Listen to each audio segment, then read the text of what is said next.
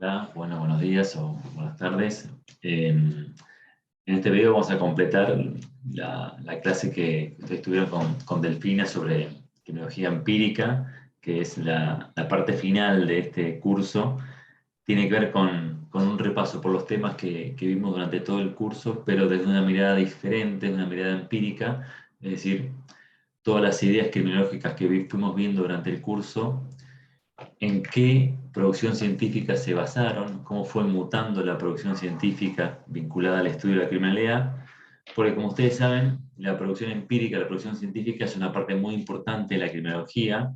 Hay diferentes estrategias de investigación sobre la cuestión criminal, pero en este caso lo que vamos a hacer es un breve repaso sobre cómo fueron surgiendo las primeras herramientas de investigación. Ustedes ya conocen más o menos en la actualidad cuáles son las principales estadísticas y estudios que hay vinculados a la criminalidad. Así que lo que vamos a hacer es un pequeño repaso sobre cómo surgieron los primeros estudios criminológicos y en particular los primeros datos sobre la criminalidad, digamos, ¿no? Me voy a acompañar para hacerlo un poco más entretenido con algunas diapos para que ustedes vean, digamos, cómo fue evolucionando este conocimiento científico vinculado a la criminalidad. En primer lugar, tener en cuenta algo muy importante, que es que el estudio científico de la criminalidad comienza en el siglo XIX, lo cual no quiere decir, como vimos durante el curso, que antes de esa época no hubiera reflexiones sobre el delito, sobre el poder, sobre el control social.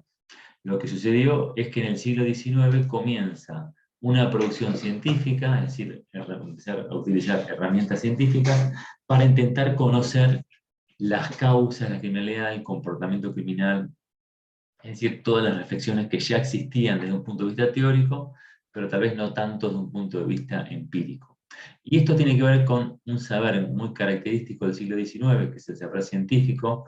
Ustedes se acuerdan que lo vimos cuando repasamos las clases de positivismo y de toda la época del siglo XIX, en el que estaba muy validada la producción científica como la principal herramienta para el conocimiento de la realidad.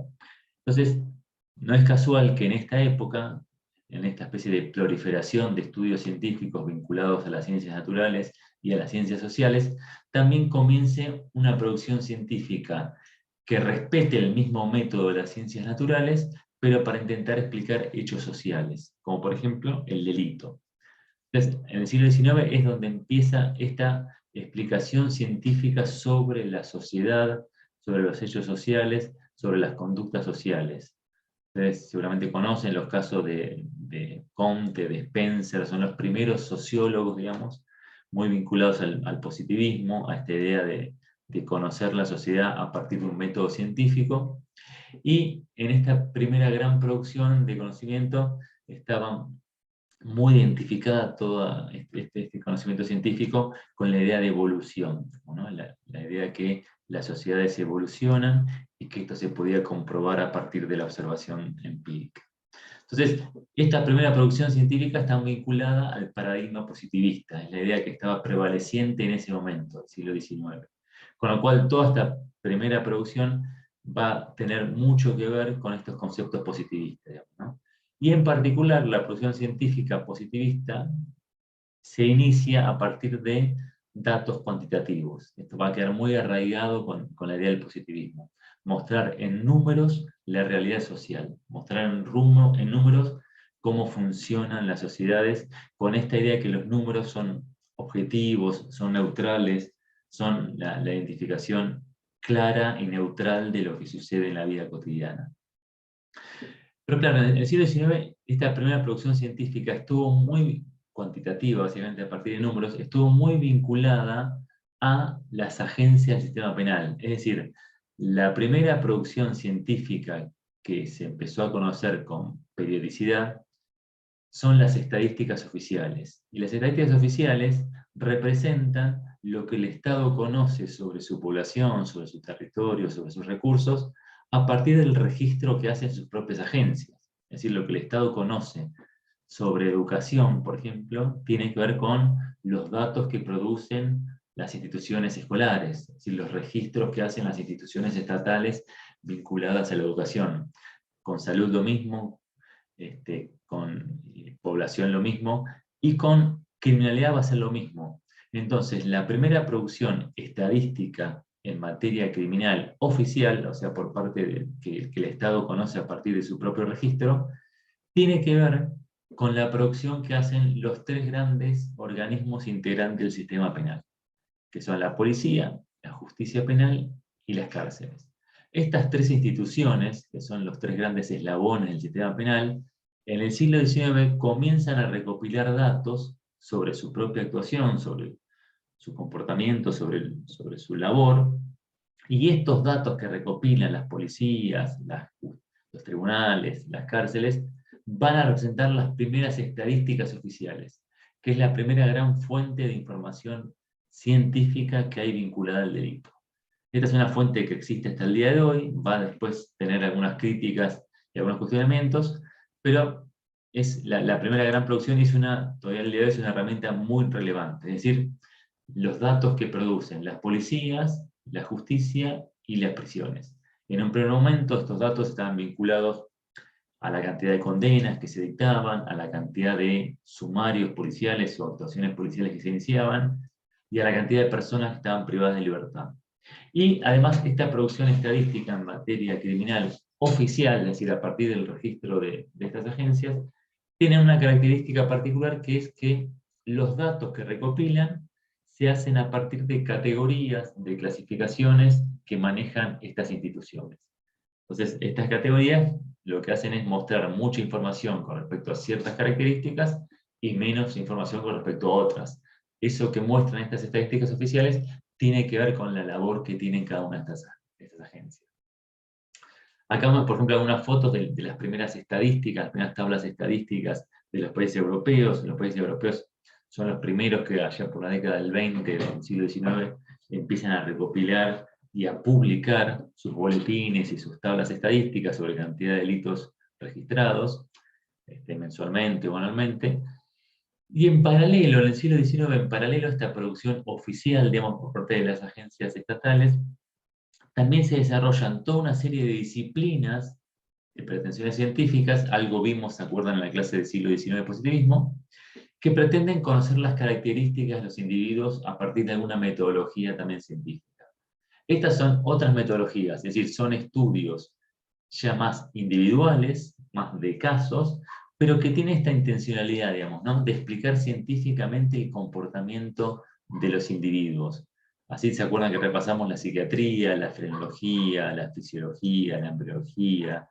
Es decir, son disciplinas que aparecen en este momento histórico, siglo XIX, aparecen con esta idea de explicar el comportamiento individual, sobre todo el comportamiento más patológico, y aparecen a partir de un esquema de pretensiones científicas que, a partir del estudio individual, pretende dar la explicación del comportamiento patológico. Es decir, es un esquema muy similar al esquema médico. Esta idea de analizar caso por caso a partir de un esquema que implique una observación, un diagnóstico, una clasificación y un tratamiento, ¿no? Esta producción científica de estas disciplinas va a quedar también arraigada a la criminología y va a representar una segunda gran herramienta científica para estudiar la criminalidad, que es lo que se conoce como los estudios empíricos clínicos, es decir, los estudios clínicos. Esto, insisto, tiene que ver con análisis de caso, es decir, análisis individuales que siguen un modelo médico y que están muy interesadas en clasificar la patología médica de esa persona, entre comillas enferma, para diagnosticarla y eventualmente tratarla, ¿no? Los ejemplos que vimos en la clase del siglo XIX tienen que ver con los frenólogos, esta idea de analizar los cráneos de los individuos y a partir de ahí conocer sus patologías. Los higienistas también, que además de hacer casos individuales, también analizan a la ciudad como si fuera un organismo, analizan la ciudad como si fuera un organismo sano o enfermo, de acuerdo a una serie de patologías que pueden o no tener las ciudades. La antropometría, es decir, esto está muy ligado también a la labor de las policías, esta idea de medir a las personas y consecuentemente también medir a los criminales, a ver si tenían algunas características físicas particulares. Esta es un boletín que desarrolló Bertillon, que es un policía francés muy importante, que al igual que Bucetich, estaba muy obsesionado en analizar las características individuales, los rasgos individuales, como por ejemplo las huellas dactilares, que son únicas, que permiten identificar a las personas, ¿no? Entonces, estas dos herramientas, la criminología clínica, los estudios de caso y las estadísticas oficiales, comienzan a ser analizadas, comienzan a representar el primer insumo para que los pensamientos criminológicos argumenten a partir de conocimiento científico. Esto obviamente está muy identificado con el positivismo, como yo recién adelanté y ahora vamos a repasar un poquito, pero también es interesante destacar que hubo otro movimiento teórico en esa época llamado los estadísticos morales, que eran matemáticos, sobre todo europeos, franceses, belgas, que a partir de análisis estadísticos pretendían también encontrar leyes sociales, digamos, ¿no? Entender a la sociedad a partir de leyes sociales que surgen a partir de análisis matemáticos de las estadísticas. Este es el caso de Quetelet, por ejemplo, que escribió varios libros, el más famoso es Ensayo de Física Social, que busca esto, ¿no? La idea de buscar leyes sociales, regularidades sociales basada en matemática, digamos, ¿no? Que te hace un gran uso de la estadística para conocer características sociales y para conocer en promedio cómo funcionan los países, las naciones. Qué países tienen más conductas delictivas, cuáles menos, a partir de análisis matemático de una gran cantidad de estadísticas oficiales. En paralelo decía, la gran interpretación del siglo XIX basada en producción científica es la del positivismo, como ya adelanté, que lo que va a hacer es va a llevar un paso más adelante estos estudios clínicos que antes mencionaba, para intentar estudiar clínicamente a los delincuentes. Entonces, el positivismo lo que plantea es hacer una clasificación clínica, este esquema se acuerdan de diagnóstico, clasificación y tratamiento, de los casos individuales, a partir de este esquema médico, y en paralelo también analizar algunas estadísticas oficiales que me permitan ampliar este conocimiento científico. Entonces, el positivismo lo que hace es intenta implementar las dos grandes herramientas de investigación que existían en el momento, que era la criminología clínica y las estadísticas oficiales, digamos, ¿no? En la criminología clínica, insisto, para estudiar más los casos particulares, generalmente estos estudios se hacían en las propias instituciones de encierro, en las cárceles se desarrollaron una gran cantidad de gabinetes e institutos de criminología en los que se pretendía llevar a cabo este conocimiento científico basado en el estudio de casos. Y en paralelo, hacían desarrollos más de tipo estadístico. Los casos clínicos más famosos, ustedes los conocen, el caso de Lombroso, por ejemplo, que estudiaba criminales en las cárceles del sur de Italia, sobre todo, y a partir de este análisis clínico, biológico y antropológico, intentaba encontrar características en los delincuentes. Pero también hay otros positivistas, como por ejemplo Ferri, que más que analizar casos individuales, porque ya Ferri entendía que el estudio individual era un estudio muy limitado, que no me podía dar respuesta a todo, sí comenzó él a incorporar estudios más de tipo estadístico. Entonces Ferri ya, en sus libros más famosos, como por ejemplo Sociología Criminal, hace análisis sobre todo las estadísticas oficiales de los países europeos, para ver cómo evolucionan las estadísticas y en base a eso argumentar cuáles serían los factores criminales más importantes en cada país. Este primer conocimiento científico que tuvo el positivismo, basado en estas dos herramientas, va a ser rápidamente cuestionado a principios del siglo XX. Sobre todo la criminología clínica va a ser muy criticada, una criminología muy sesgada, muy, digamos, tendenciosa, que está solamente direccionada a cierto tipo de criminal y que no explica de ninguna manera, digamos, la criminalidad en términos globales, pero también va a ser criticada la estadística oficial, en el sentido de que va a dar una respuesta muy general, pero que no va a permitir profundizar mucho sobre lo que sucede en cada lugar, en cada ámbito en particular. Es decir, no va a poder explicar en profundidad las verdaderas causas de la criminalidad. Este cuestionamiento va a venir, insisto, a principios del siglo XX a partir de la Escuela de Chicago. ¿Se acuerdan que nosotros vimos también en este curso la Escuela de Chicago? Y lo que hace la Escuela de Chicago es, para profundizar más el problema que estaba sucediendo en la ciudad de Chicago, descarta de alguna manera esta producción científica porque no le está dando respuestas y toma una producción científica que en ese momento desarrollaba la antropología, que son los estudios cualitativos. ¿Ustedes vieron la diferencia algo entre estudios cuantitativos y cualitativos? Bueno, a principios del siglo XX comienza la primera producción de estudios cualitativos vinculados al crimen. Y esto lo desarrolla la Escuela de Chicago, a partir de herramientas cualitativas, como la observación participante, las entrevistas y demás, que lo que pretendía, insisto, es profundizar un poco más, conocer un poquito más cuál era el problema de la ciudad de Chicago, detectar estos problemas de integración social, de heterogeneidad cultural que está viendo la ciudad de Chicago, y así tener un panorama mucho más profundo de lo que sucedía y poder tomar medidas, digamos, que resolvieran ese problema de desorganización que vive la ciudad de Chicago. Hay un libro muy famoso que se llama El campesino polaco, que escriben William Thomas y Florian Staniecki, que son dos grandes criminólogos de Chicago, en los que ponen, digamos, implementan varias de estas técnicas cualitativas para analizar lo que pasa en la ciudad de Chicago.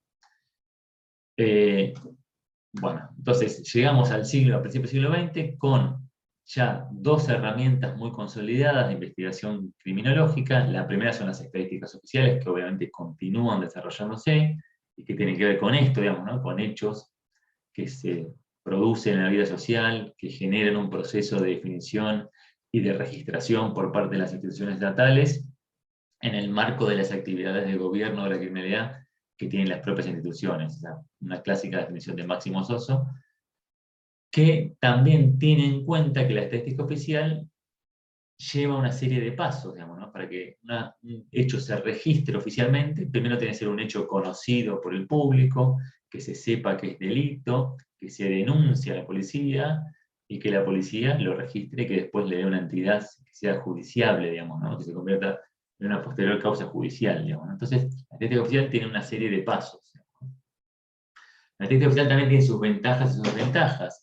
La principal ventaja de la estadística oficial es que, como nace en el siglo XIX, tiene una serie histórica muy larga, abarca muchos años de registro, tiene un alcance territorial muy amplio. La estadística oficial hay en todo el país. Cada delito que se denuncia, que se registra, ingresa a la estadística oficial. Y además es una estadística que es muy buena para medir homicidios dolosos, que es un tipo de criminalidad que es muy específica y en la cual no hay tantas formas, tantos estudios para abordarla. Y obviamente la estadística oficial tiene unos límites muy marcados. El problema de la cifra negra es el principal límite de la estadística oficial, es decir, hay muchos delitos que no se registran, que no se denuncian ante la policía.